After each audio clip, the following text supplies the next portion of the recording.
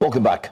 Cross River State government has revealed plans to launch the Cross River Social Investment Program, CRSIP, a non-political multi-sectoral initiative to empower the elderly, women, youth and vulnerable groups.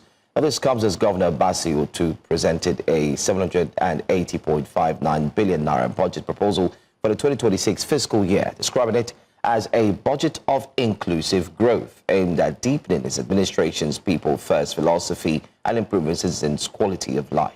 In a notable policy shift, Governor Otu announced that his administration will now assess progress through the Human Development Index, HDI, rather than the Gross Domestic Product, GDP, measuring success by how much better the people live, learn, and thrive. The government pledged expanded access to education, healthcare, and social protection. Reviewing the outgoing year, Otu noted that the 2025 budget of sustainable growth was revised from 538 billion naira to 642 billion naira, following improved revenue inflows and prudent spending.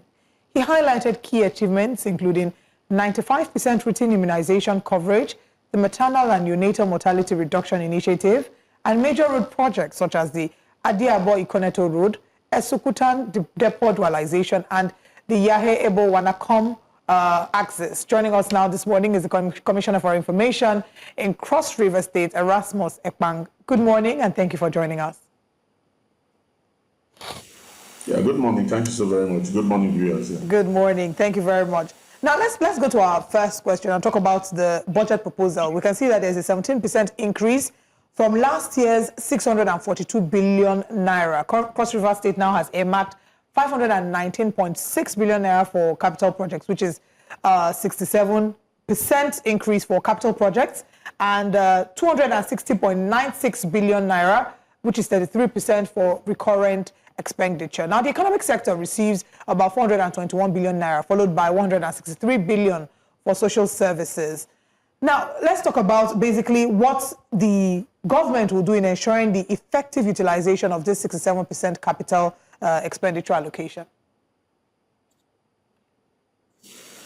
Sorry, come again. I didn't hear that. I was asking, your thoughts about how the government will ensure an improvement with this 67% increment in capital expenditure. That's about 17% increment, yeah, because I think we had witnessed an increase in revenue inflows through FACT and IGR, and then that was the essence of the about 17% increase, and then we have seen that our revenues had so improved. In short, even coming from that was the essence. We took on the reverse budget for 2025 from about 518 billion to 642 billion. Yeah, so I think we are doing well as a state. Our revenue has improved, of course, even from the fact we are seeing some level of improvement from the federal allocation because of the removal of the oil subsidy. So that was the essence of that increase here. Okay, just to follow up with something that I said earlier, the government has said they will no longer be judging improvement in quality of life by the GDP, and that they're going to be using the Human Development Index, the HDI, which sounds very exciting. I mean, when we hear that there's been an improvement, when we're talking about issues like inflation, one of the arguments we hear from the average Nigerian is that it hasn't trickled down to the, to those in the lower cadre of society. It hasn't trickled down to how we purchase things and how much things cost in the market. So what are the metrics that the government will be using to judge these? Thank you very much. So this budget actually is, is designed to, consolidate on the gains of the People's First Mantra of Senator Prince Bassey II. And for 2026, we're actually going to involve people directly, these vulnerable people, the less privileged, the youth, women, elderly, from the investment program, the social investment program. This program would actually take almost about 20,000 persons out of poverty line. We're looking at seeing, we're taking these persons totally out of poverty line. We didn't want to look at the GDP improving and all that. We want to reach people directly, and this will be reached so directly to these persons.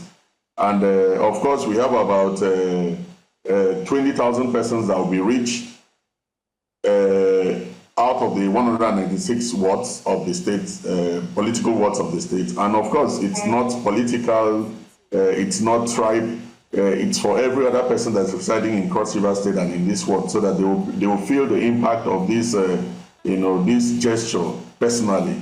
So that is why we're trying to measure this now directly, which is actually the basis of this human capital index, to actually reach these people directly, touch to them, and then, of course, we're hoping that many lives will be touched in 2026 with this budget. Yeah.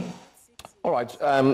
Governors have agreed that the budget that they receive from the federal allocation has increased. This is a known say, or especially from different governors across the 36 states. And Cross River is not left out. But we do hear, and would like you to clarify, that some residents in Cross River say that it's not fully trickling down, especially to the livelihoods. How true is this? And what is the governor doing to ensure that these increases definitely will reach every home?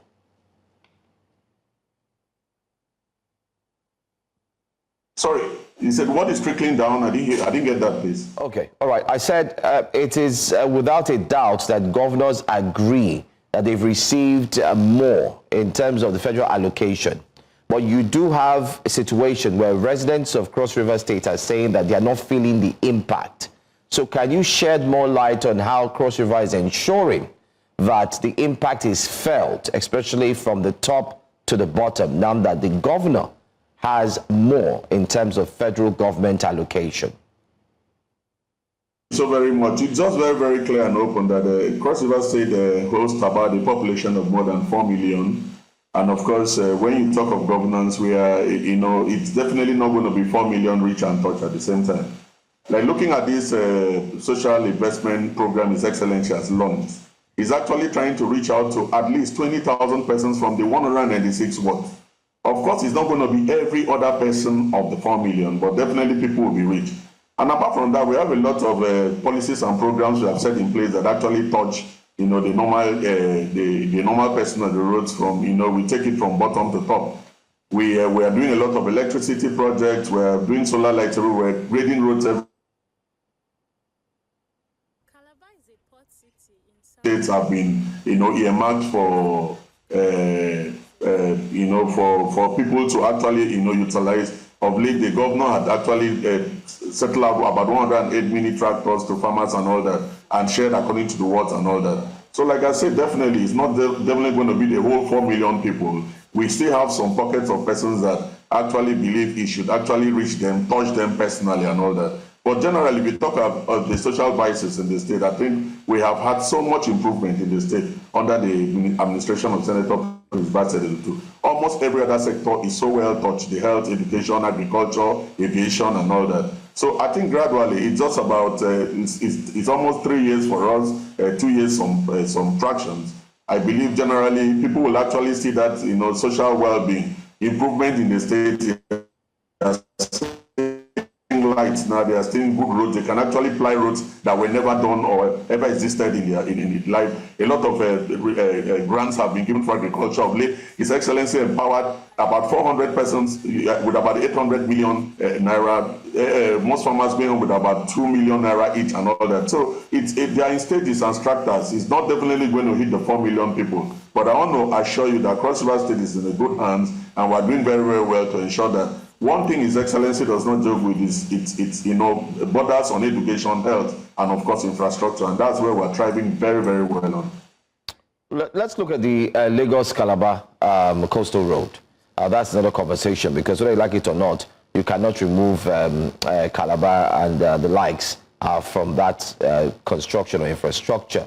Have there been any worries in terms of the impact it would have, be it negative or positive? And what's Cross River doing concerning that to ensure that whatever is being built or constructed will in a way tie into the same futuristic idea or plans?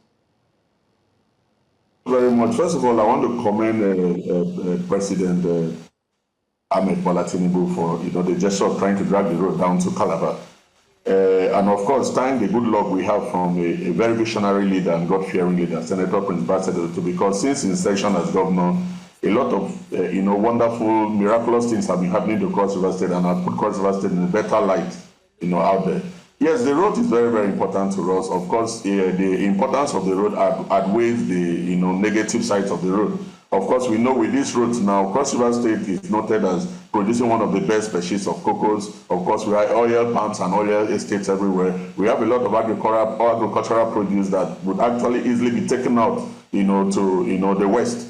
Of course, looking at it even geographically, you see that Cross River State is closer to one of the biggest, the Chinas, when you talk of the biggest economies in the world. So it's very easy with the deep sea port we're about, actualizing now. It's very, very easy for us to actually take products. The roads are now closer, third, and yet once in a while, I go inspect how far they've gone here, and I'm very impressed with the work, that is going on here. We're very excited that even coming into Calabar right now as I speak to you, apart from the air fleet, where His Excellency has doubled some 2 more CRJ aircraft to ensure that most of our constituents are taken in and out of the state.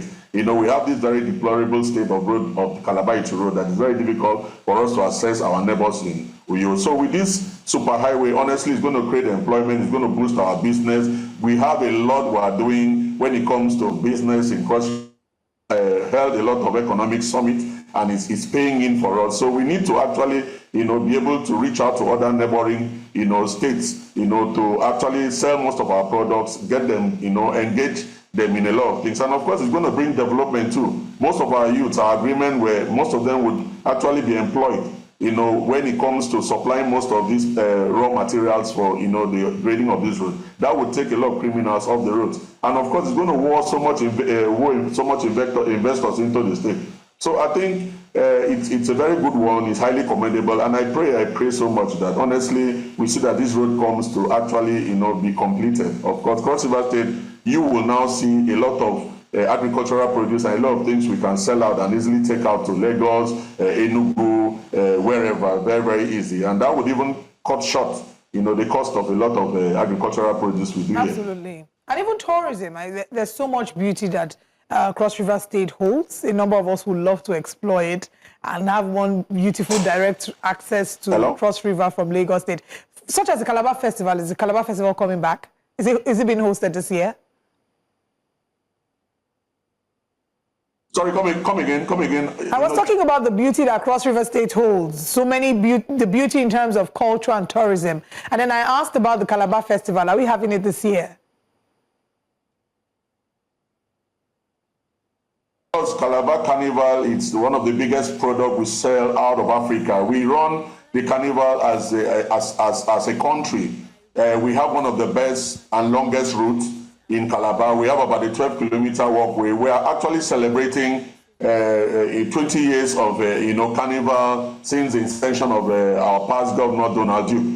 So as I speak with you, it's going to be the 20th anniversary. We have already done the initial opening and launching of this carnival, which is tagged Shared Prosperity. I want to personally invite you guys to Calabar. It's going to be very wonderful. As I speak with you, Calabar is a different place. It's a wonderful and beautiful city to be in, especially during the carnival. We are top notch when it comes to cultural activities, and of course we know how we run carnival. And of course, this year's carnival is going to be the last carnival the state is actually going to get himself involved with some level of financing and all that. It's going to be going forward. It's going to be sponsored by partnerships, partners, and all that. So we are all in line with all that. So I think the carnival is going to be a bomb this year. We are expecting a lot of people from the Caribbean, the diaspora. We had even gotten expectations from the mayor of Birmingham. A lot of people are going to come in for this carnival. It's our 20th anniversary, and it was well launched and opened up. So I think it's going to be very, very beautiful. Of course, you know how it is in Calabar. We're going to spray and paint all our buildings. We're going to paint all the buildings on the carnival walkway. And of course, as I speak with you now, a lot of designs have been going on. We're trying to put the streets where the carnival walk, the 12 kilometer, will be in top notch.